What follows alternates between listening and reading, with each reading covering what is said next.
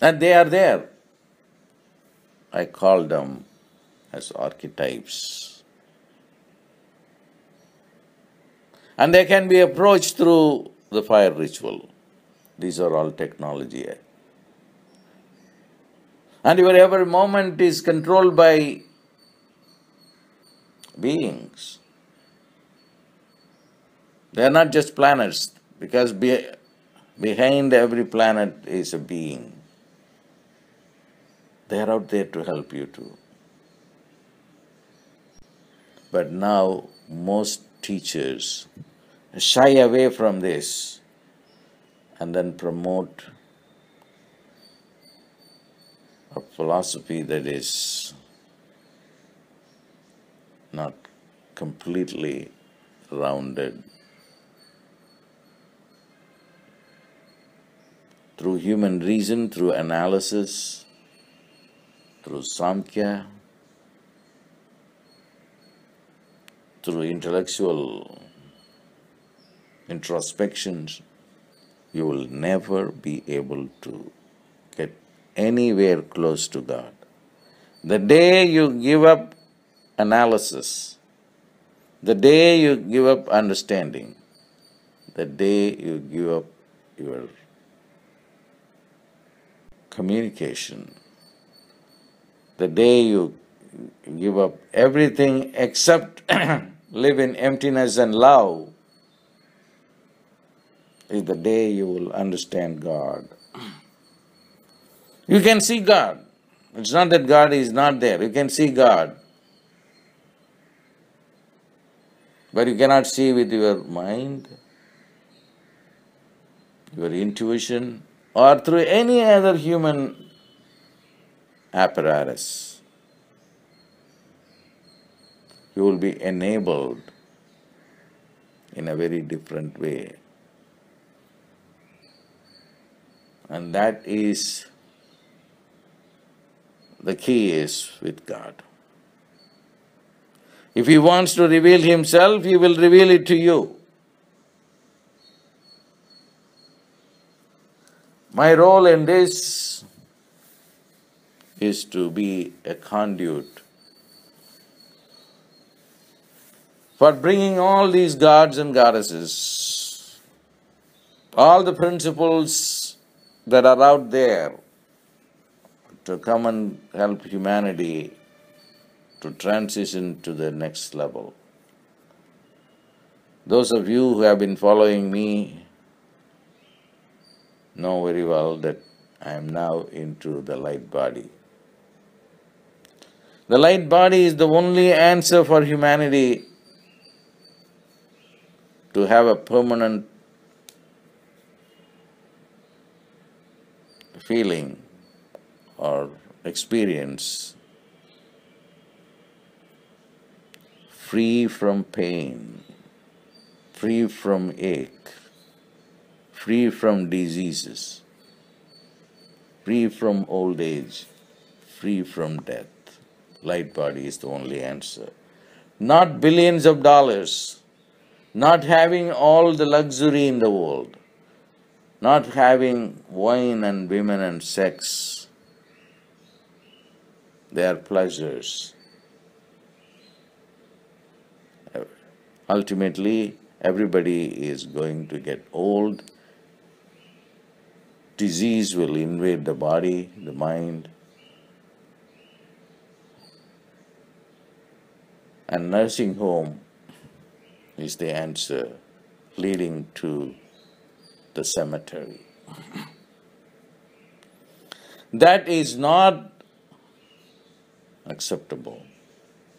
We need a breakthrough. We are gods. We are identifying ourselves with the body, with the mind, and with death. We have to identify ourselves with light, with immortality, and with God. How can you do this?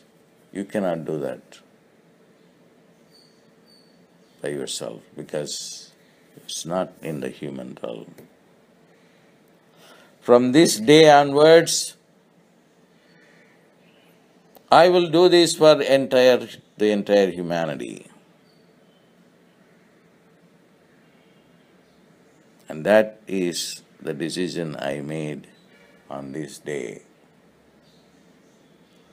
So some important changes that will take place immediately is I'll be known by both names, Dr. Pillai and as well as Baba. And Dr. Pillai, for those who want to look at me as someone who can give you still an intellectual framework, however maverick it may fade into, because it is not pure science or pure technology, it's a combination of both. Since that is the orientation of this world today, I will keep continuing to do that, but much less. But for those initiates, I will be Baba, who removes karma. The only siddhi I have said many times that I have is the ability to remove karma of people. I've helped so many people who came to me as my personal drivers to quit that identity and become entrepreneurs. Just by driving my car. They don't have any other quality other than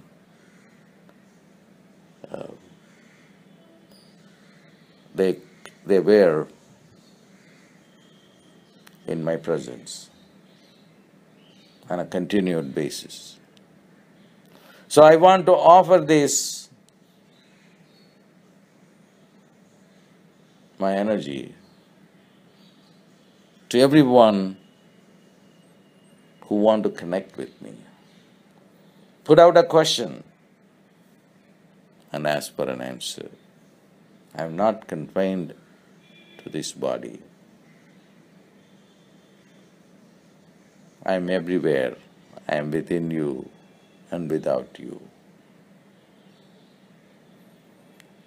This is the truth as is. I will keep talking to you about the new changes that are going to happen, but for now, just be satisfied with the truth that I am here, that I will answer your prayers. I know how hard it is to go through this pilgrimage of life. I know what the financial problems are. I know sickness. I know abandonment. Human life is full of sorrow, combined with old age, disease, and death. We will change the face of the earth. Every one of us is a spark of light, the light of God, because we are God. We are not identifying ourselves with God. We are identifying ourselves with ignorance, disease, death, and pain. This identity will be changed if you reach out to me and ask me to change it. I will change. No seminar is required. You can do it yourself. Just through connecting through your own mind. The ultimate teaching that I am giving to you on this most auspicious day of October 1st of 2013, when I went through this transformation, the teaching is very simple, very, very simple. Ask, it will be given to you. But I will give only those things that are karmically good for you, for your evolution. But regardless, ask, and the decision will be made by me. I am really happy to do this presentation for you. It is not simply a presentation, it is truth as is. God bless.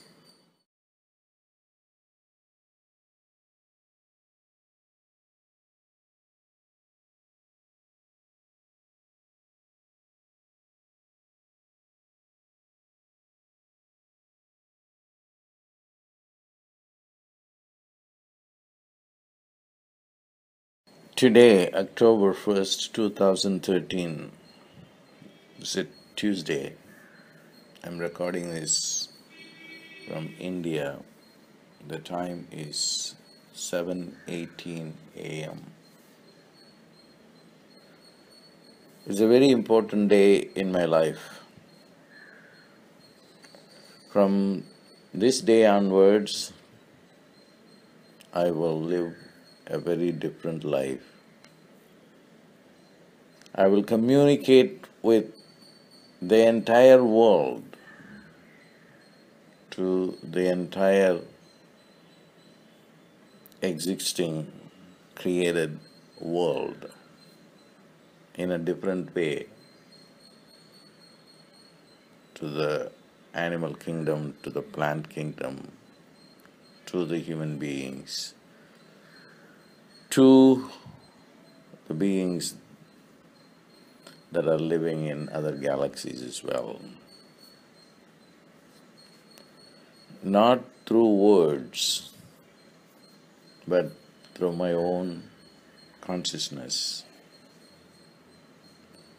that transcends understanding, that transcends feelings, that transcends intuition, that transcends time. I'm forced to use words because that's the only means through which I can communicate to you who are so dependent on linguistic communication. Not that you are incapable of understanding without words. You are God as much as I am God. But you have not activated that part of your godliness, which you will soon do. And today is the cut-off day. That's why I've decided to speak the truth. To speak the truth itself is an oxymoron. Truth cannot be bound by words. But I will try to put as much truth as possible into words that come not from my head, not from my brain, not from my soul, but from a place that is beyond existence.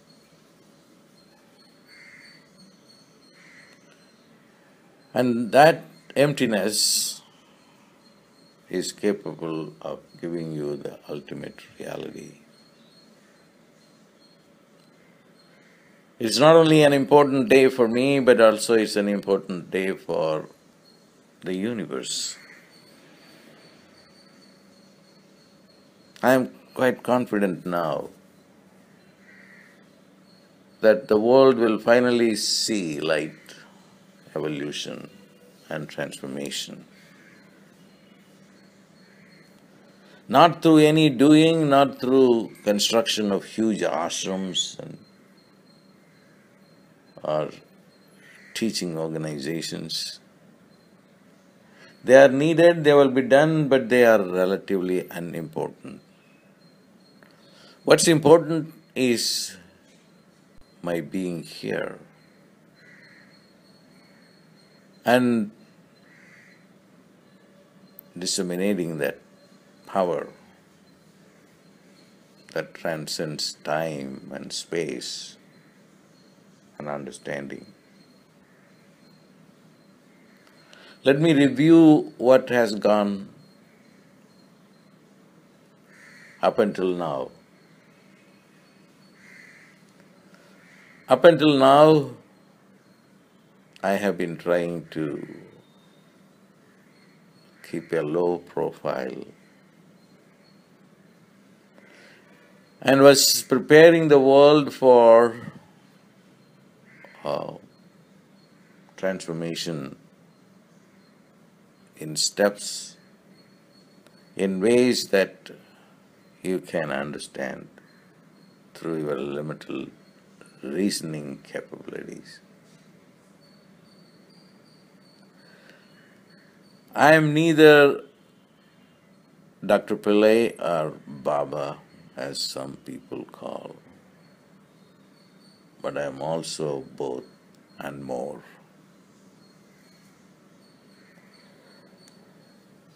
From now on, I will play both roles as Dr. Pillai. To the non-initiate, I will be known by that name. And for those who are quite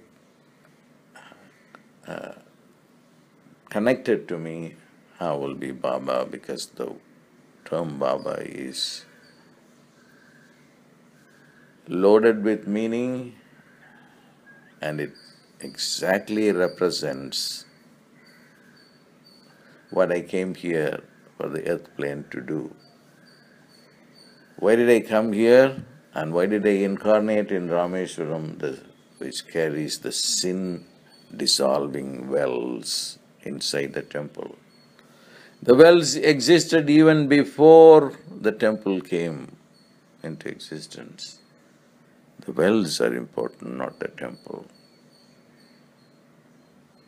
The wells will clean up, the water in the wells will clean up your karma in a miraculous way. Unless karma is removed, there is no life, there is no transformation. Then you will be living a karmic life driven by karma with no freedom whatsoever. Karma simply means a certain set of predetermined thinking, activities that one has been designed to do.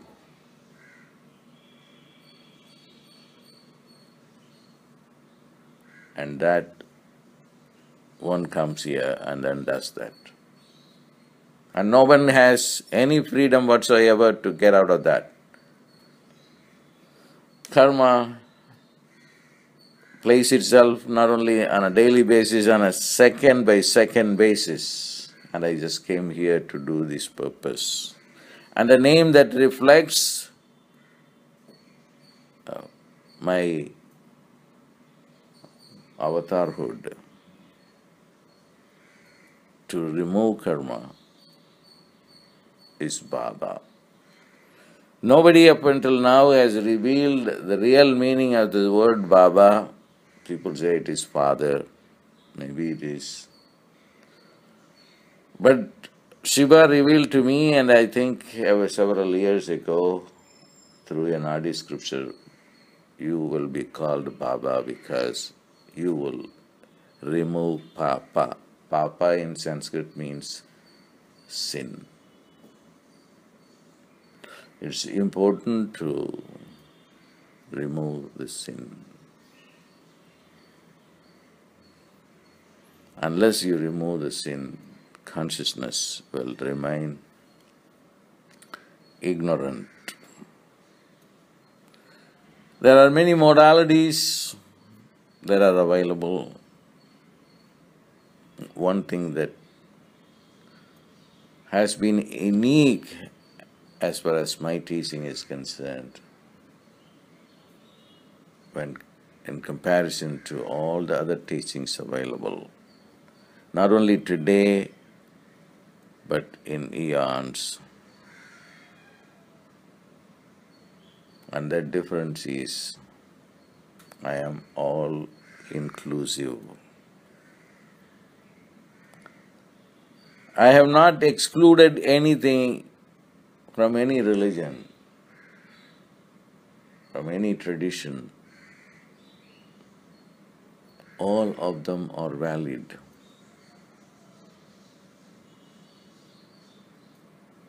I am into astrology as much as I am into neuroscience and quantum physics. They are all as valid as the other, can bring tremendous amount of help to humanity.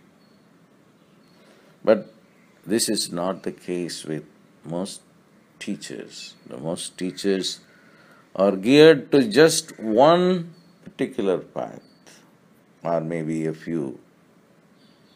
They will condemn karma, they will condemn astrology, they will condemn devotional approach. Most of them cling on to the intellectual path. Even that is not new. Self-inquiry, going on, dissecting your consciousness and finding out who am I. It's a path that has been available from times immemorial, but became very popular during the time of Raman Maharshi. That's very recent. The Buddha at 6th century BC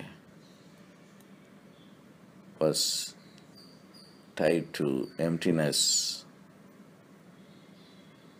was against the fire rituals which I support 200% as a science.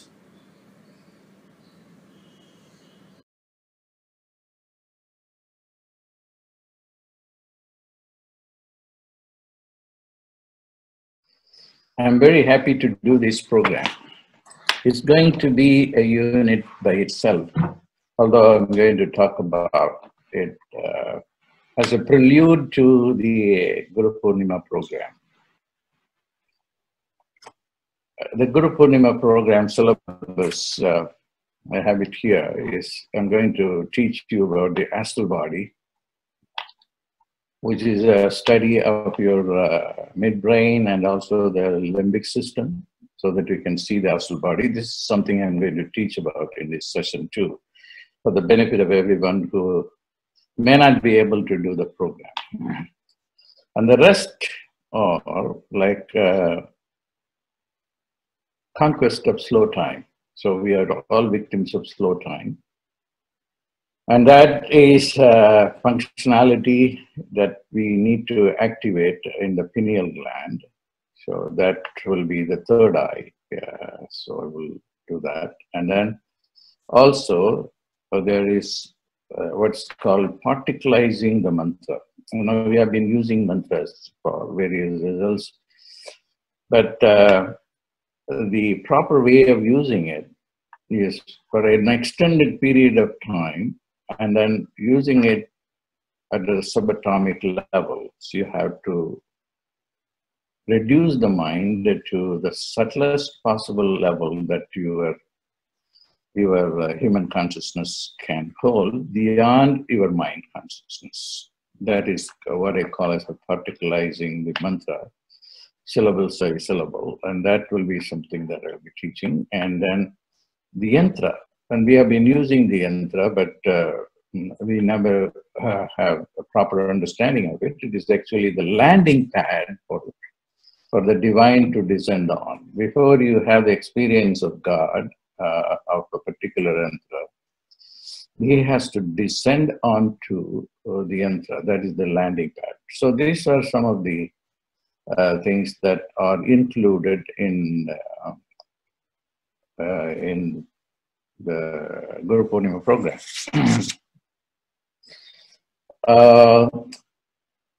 And for those of you who cannot afford or for whatever reason can't attend the program, and I'm going to do a snapshot of one of the areas that are included, that is included in the Guru Purnima syllabus, and that is about the astral body. So I'll talk about the astral body. Before doing that, I just want to let you know that the importance of the Guru Purnima, which literally means the night of the Guru, the full moon night of the Guru. The full moon brings a lot of special esoteric energy that will awaken both the conscious and the unconscious mind in a very remarkable way. And this particular night is called, which is coming in July, and it always comes in July, or sometimes in August,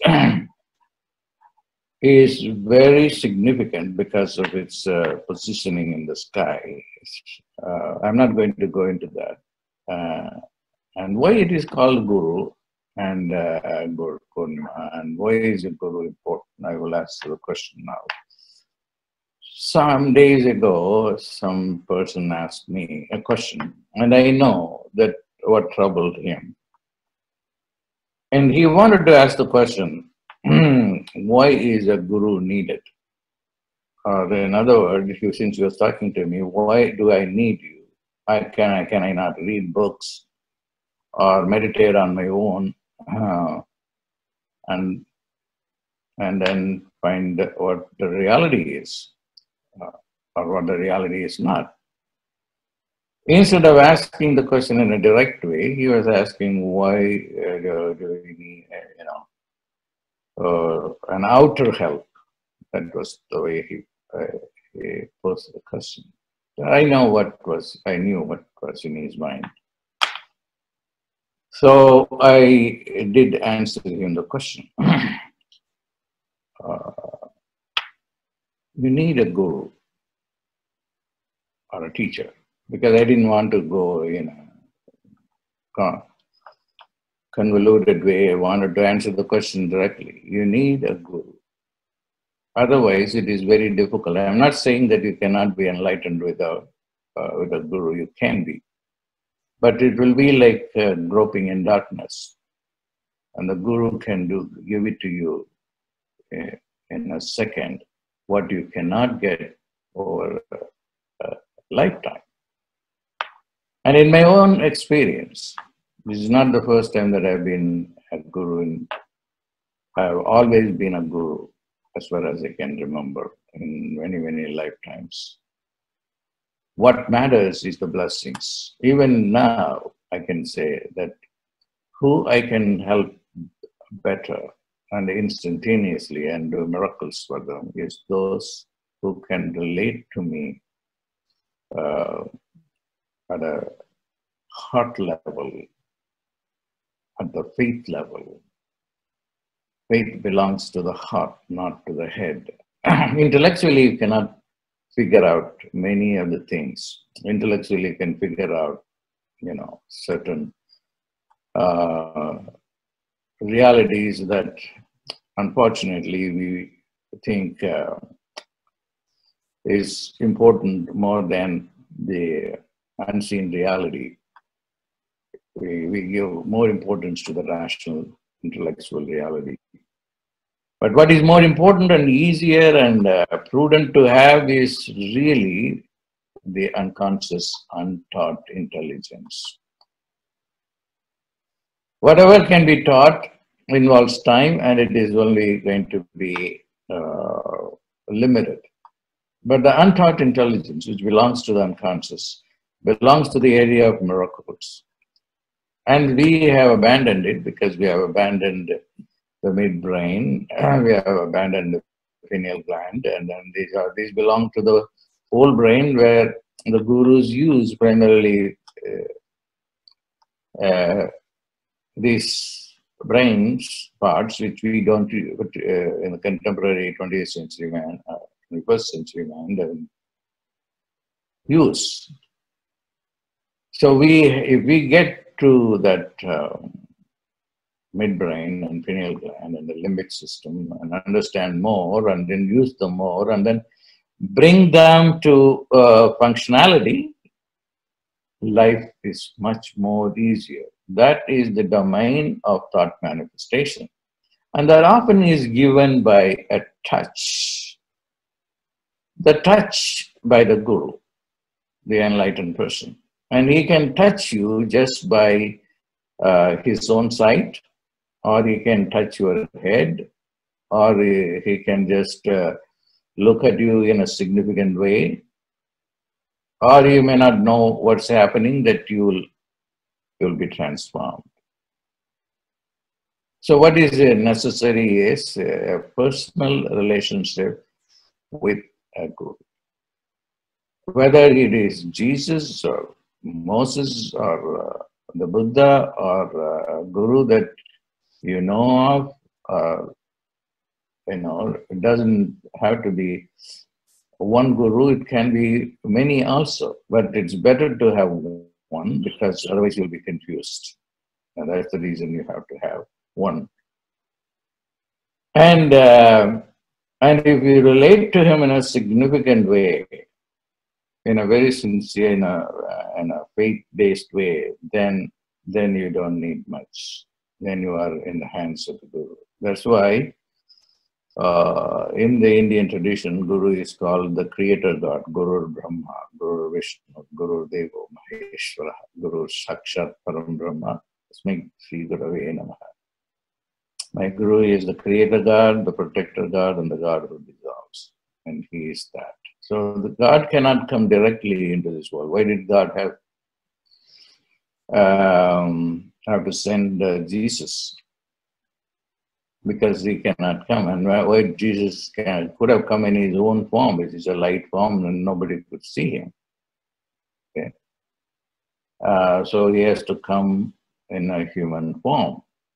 So Guru is very, very important for spiritual understanding, because it is mostly what is transmitted is untaught intelligence.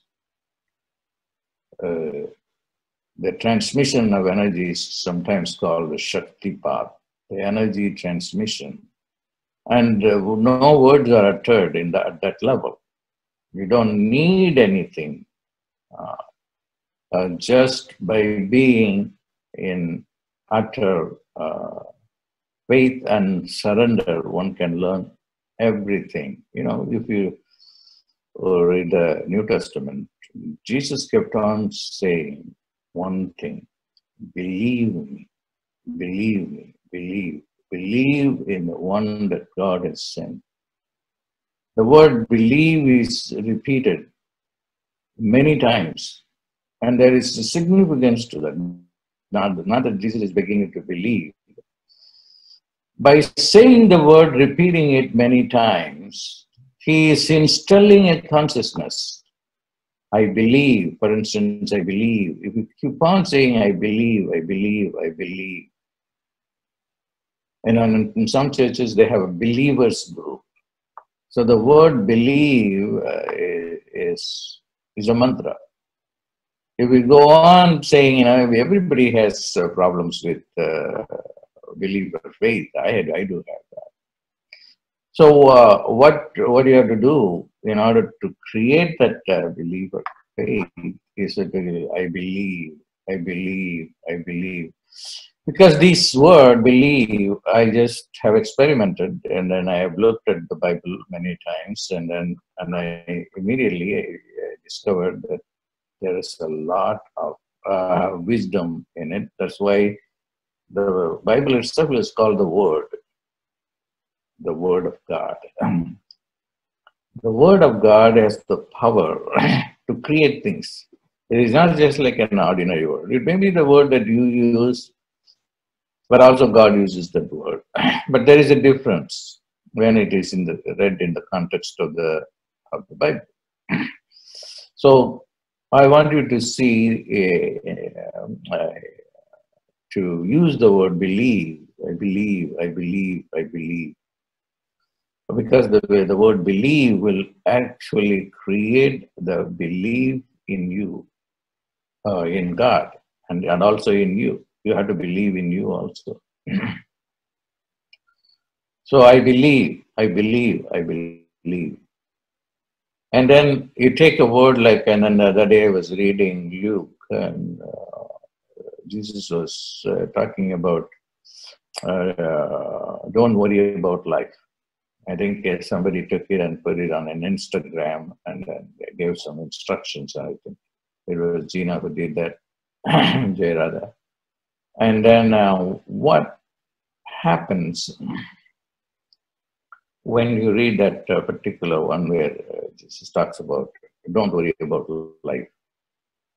The raven doesn't worry about going and working for its food. And then as I was reading that, because he was the greatest guru that ever visited this discipline,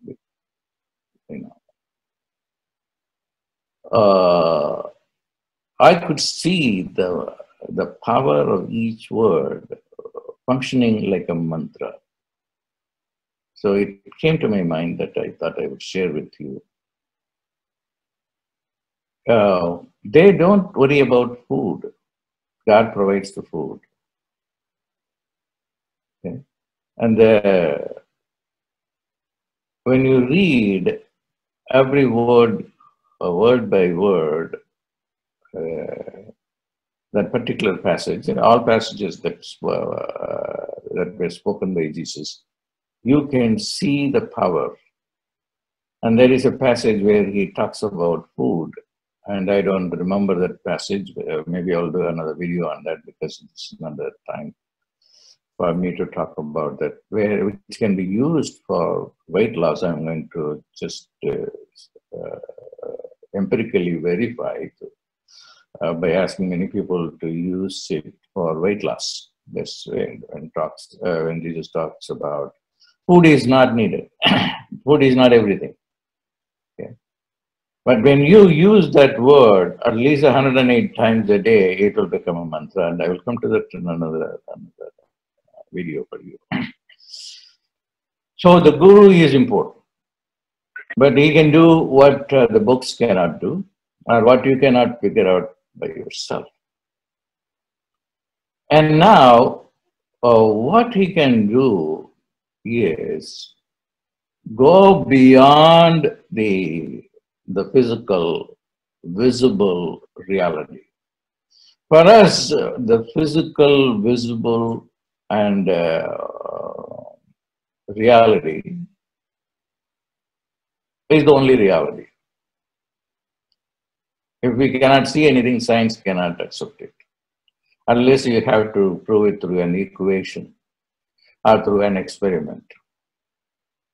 But how can you cannot, you cannot find God through experiments.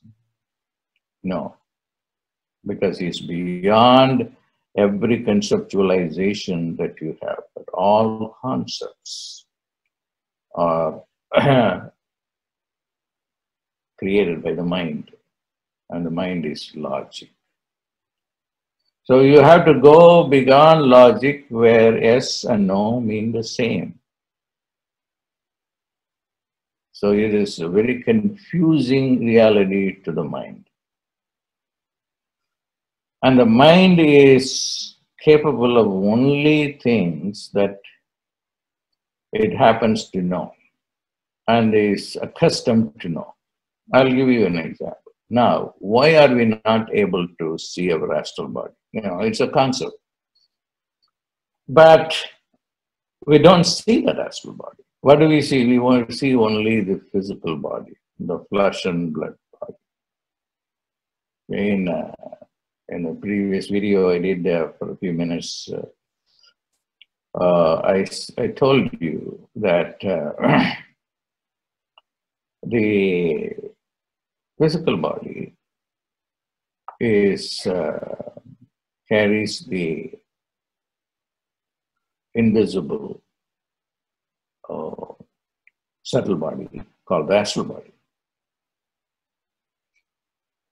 Now, why are we not seeing that? Because now we are not accustomed to see that. Nobody has trained us to do that. So what we have been trained to do is only certain things. Like, how is a child trained, like A, B, C, D, If we are born in another country where they don't speak English, they teach the alphabets belonging to that language, so that that kid only learns that language, not English. The same way, we are trained to, as a humanity as a whole, to look at only the physical reality. When a child is born, it's not the same case. The child is able to do everything that, we lose a tremendous amount of neurons as we grow up. 3 months later, after the birth of the child loses billions of neurons. So we lose the capability of processing omniscience, omnipotence, and omnipresence. All that is not known to us. What is known to us is only the physical body. That's how we have trained our body. So we have trained only the physical body. Look at the physical body and know it. And why do we have to know about the astral body? It's not only knowing about your astral body, it is also sharpening your consciousness. Why do you have to sharpen your consciousness? So that you can really understand what opportunities are out there for you, other than your job and then the money that the job can give you. So why are you completely, focusing on a known reality, your monthly salary? It is because, again, not being able to access the astral body, because it's a subtle body, that opens up you to a number of opportunities that we are missing because we are only trained to look at physical known reality. I have this job and my monthly salary is this, and then my increment is this per year, or maybe some years there are no increment. All these things are reality which we have committed to, which is an unfortunate situation. So by looking at astral body, you can also sharpen your consciousness. You can know things that the physical body allows you to know. Okay, so it's a matter of training your mind, training your consciousness to look at the astral body. So one way of training it, always imagine that there is a body within your body, and which is not flesh and blood body. This is light body, and it looks like it has some, it features like you have, And then you go on looking at it. And then you can do that with a mirror. You know, keep a mirror and then look at the mirror. And then there are many exercises you can do. See the light body or the astral body, or you know, on your right, on your left, and then you and then focus on it for a few minutes, and then go and merge the body into your physical body, and then begin to see into the physical body the existence of a subtle body. And this, you know, you have to keep on doing this, and then the second step would be to always imagine that the physical body is standing by your side. Okay. And then it is accompanying you. And then and begin to believe. You know, I just remember as I am saying that word believe, I remember Oral Roberts. You know, he was a guy who used to heal right and left. I like him because he explains everything in layman's language. You know, when he was healing a boy, he was saying, this boy I'm going to be able to heal because he believes that I can heal him. And I believe that I can heal him. So the belief is very important. And not only that, I believe, although I don't see Jesus here on my right, I believe that I am hearing him. Go and touch the boy's head. And I believe Jesus. And I believe Jesus will heal. So everything is just belief. That's why it is very important to believe. You know, when you believe, that becomes a reality. When you don't believe it, it is not a reality. Although it may be a reality, but it is not truly reality. Especially subtle physical reality, spiritual reality. So you believe. You believe that there is this body that is accompanying you.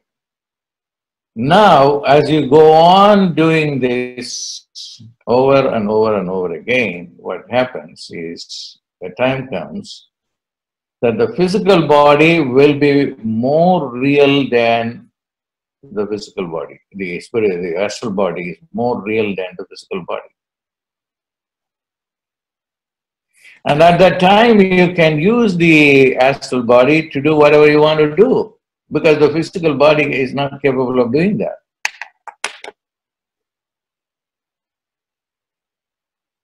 So that's why it is important to develop the ability to see the astral body through these exercises, and believing that it is walking with you. It is, you know, even when you are driving, it is by your side. And then, of course, you have to focus attention on the street while on the wheel while you are driving. It is safer to do it when you are at home and then practice it.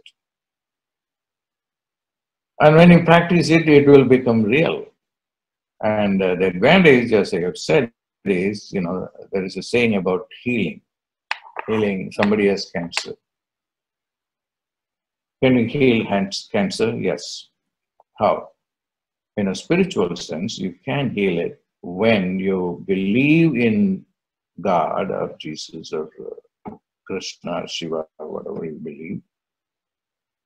When the belief in the God is more than the belief in cancer. If you believe cancer more than the belief that you have in God, cancer will kill you.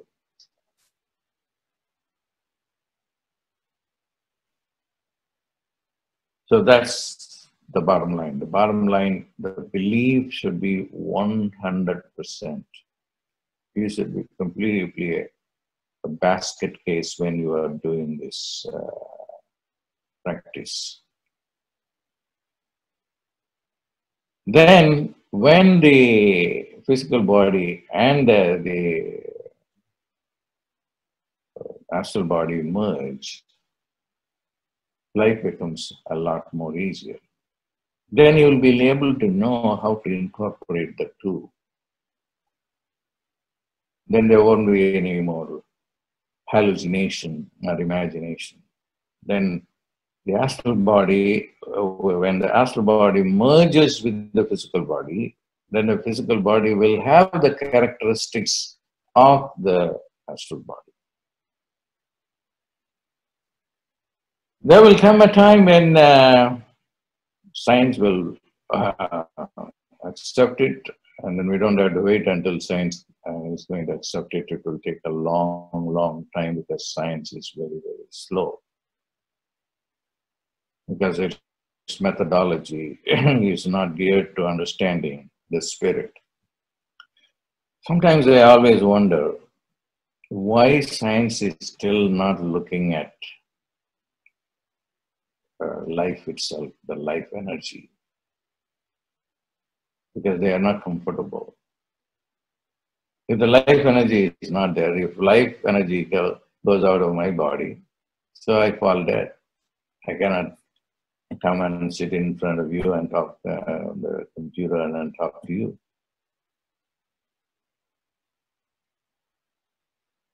What is that makes the heart to beat? This is simply a nature, and we cannot explain that. So we don't want to go into a realm that is not under our control.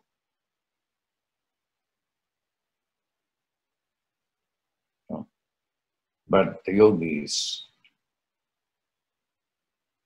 primary goal is to understand what is life and how it is consciousness. Consciousness is life. That's why you become unconscious when you are dead. So how consciousness works,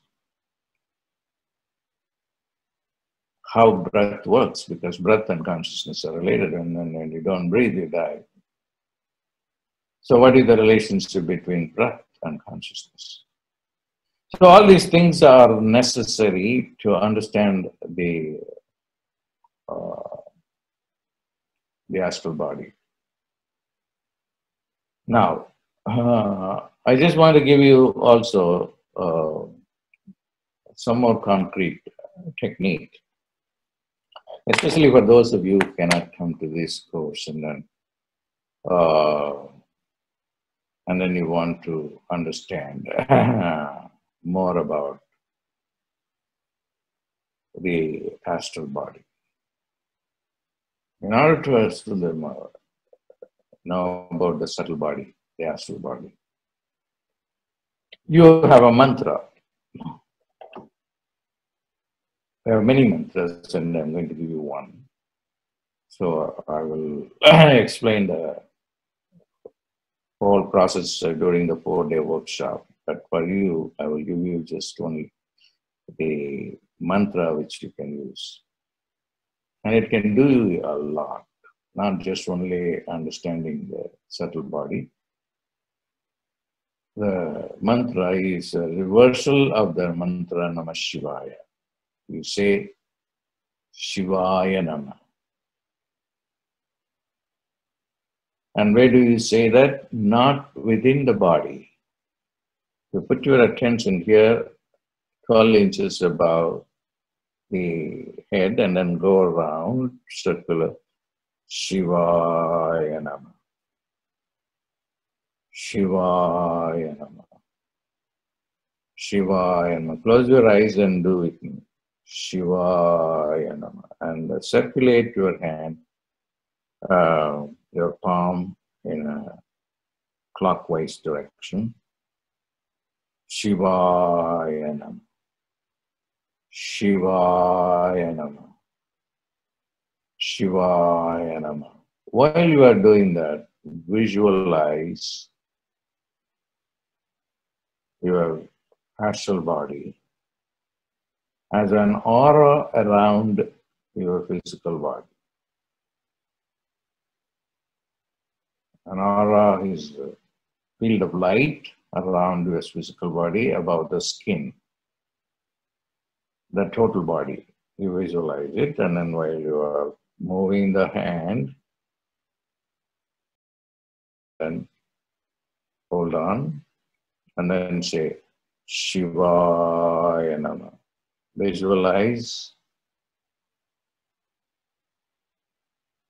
Then you say, Shivaya Namah. Go on doing like that. Keep your eyes closed. Just put your right palm on top of the head without touching the head,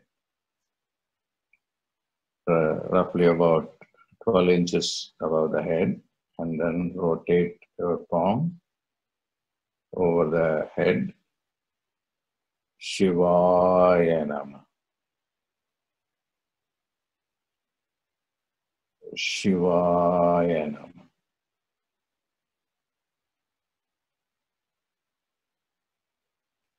Shivaya Namah. Visualize. Visualize the subtle body.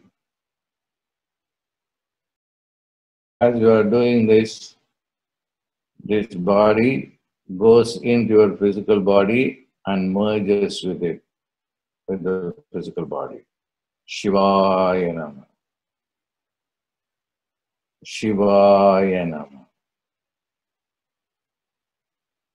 Shivaya Namah.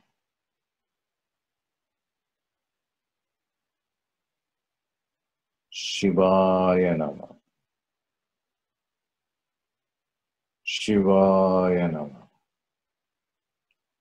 Now the physical body, it glows like the astral body, and it picks up the intelligence of the astral body. It doesn't, the physical body doesn't anymore limit your understanding, your knowledge.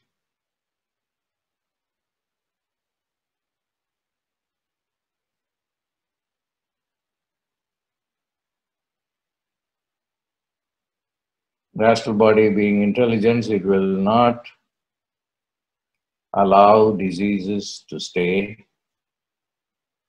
ignorance to stay, or anything that is not pleasant and enriching your life.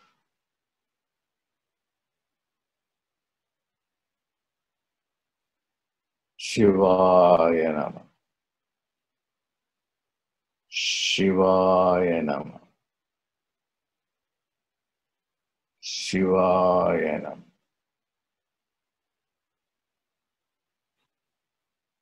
Shivaya Namah. Shivaya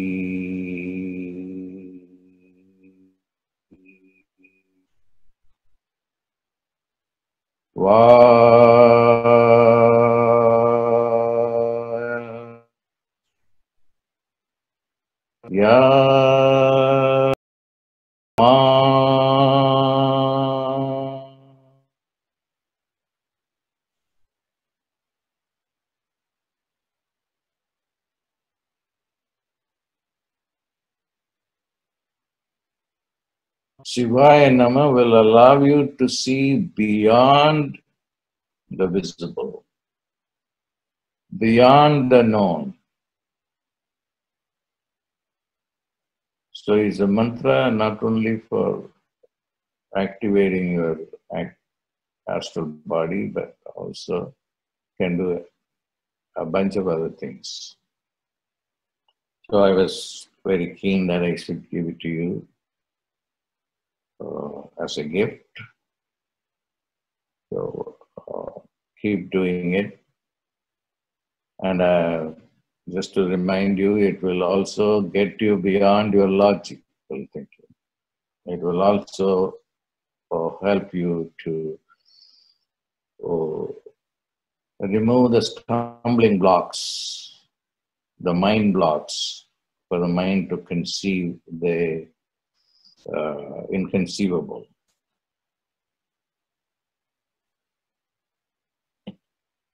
God bless.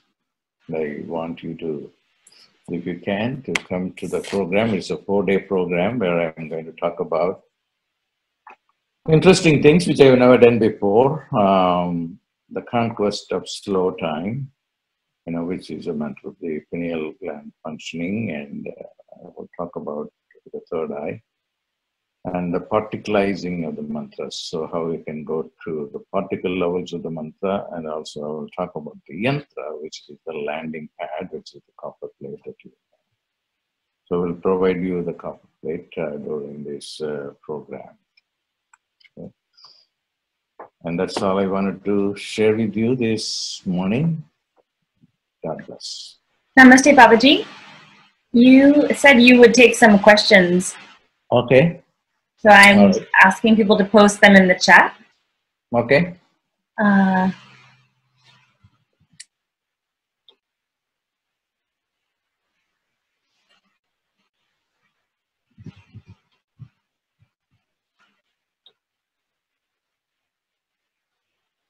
A question from Amit. He says, how to gain success in something or defeat illness when you do not have 100% belief? Is there a way to gain belief?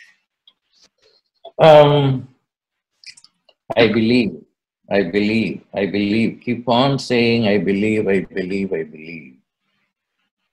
Then it will instill belief in you. And then, I also suggest that you read the passages in the New Testament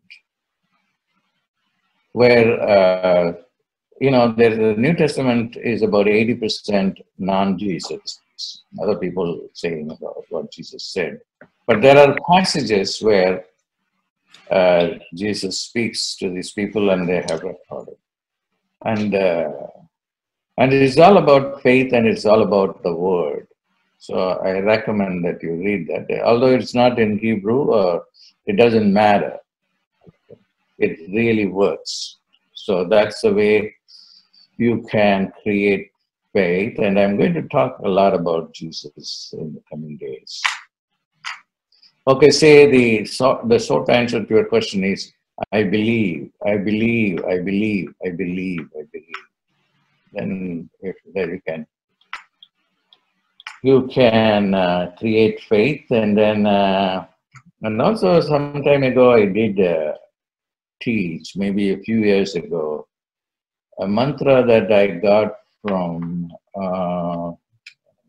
Venkatrama Siddha, a mantra which is, there will be a video on it, maybe on YouTube. If you go about 5 years ago, it's a Muruga mantra, which is Prachanda. Samhara. Satru Samhara Prachanda Skandaya Namaha. It's a long mantra, so I want you to watch that video also. Yeah, we can post the YouTube video. Another question is the astral body white? Yes. Okay. And is there an amount of time or an iteration of how many times they should do the mantra and this technique? All the time. The more you do, the more you will get the results quickly. So it depends upon, what you are doing. Everybody has to work. So as much as you can. Mm-hmm. And then 2 people are asking about the astral body and the dream plane. Are dreams experienced by the astral body? Not necessarily. The dream is a very complex thing. There are different kinds of dreams, and then there are prophetic dreams, and then there are mundane dreams, and there are nightmares. So the dream plane is very complex. Mm-hmm. You had mentioned the weight loss. Yeah, the weight loss is the Luke. You put it out there. Yes. Right? Mm-hmm. Yeah. So you want them to do that, the do not worry about your life. Yeah. So that you put it out the whole section of Jesus, and it's Luke. I think the Gospel according to Luke. Huh? Yes. So there he talks about the food is not important, but you have to use the same words over and over again. You cannot just use your own words. I don't remember that now. Okay. Okay. Another question, Dr. Pillai, a little confused on the astral body. When you see the astral body outside yourself, if you want health, do you see yourself healthy, then put the astral body in you? Yeah, you see the you see the aura boundary of the astral body. Mm-hmm. The aura is all around you, the outer boundary of the. Namaste.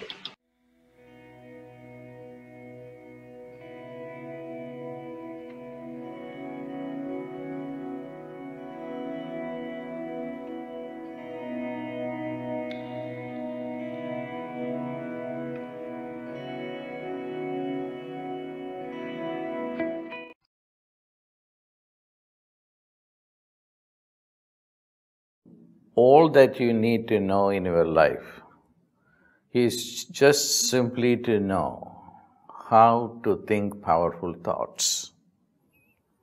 If you are able to identify powerful thoughts and think them constantly, you have done everything to create a very beautiful life. But then the million-dollar question is, what are the powerful thoughts? What may be a powerful thought for someone may not be a powerful thought for you, because each individual is distinct. A powerful thought for a politician need not be a powerful thought for a cardiologist. So each one needs to have his own powerful thought. So is there a powerful thought which is common to everyone, and which is indeed the most powerful thought? There is one. What is that? Statue worship, or icon worship, or image worship. They even have a god name for their you belong to, or the most powerful thoughts. And within the Indian tradition, this has been turned into a science. The name of God is a science within the Hindu and the Indian tradition, because it's the same in the Buddhist tradition, which also originated in India. All that you need to do is just repeat the name of God over and over and over again. You don't have to think about anything except God's name. You will have everything that you want in your life. Isn't it very easy to do? But nobody wants to do that, because they think that this is superstition and it is not going to work. So what is going to work is really work hard and try to find skills that can give you a good job or a good life. The name of God. And all the siddhas and powerful yogis were completely in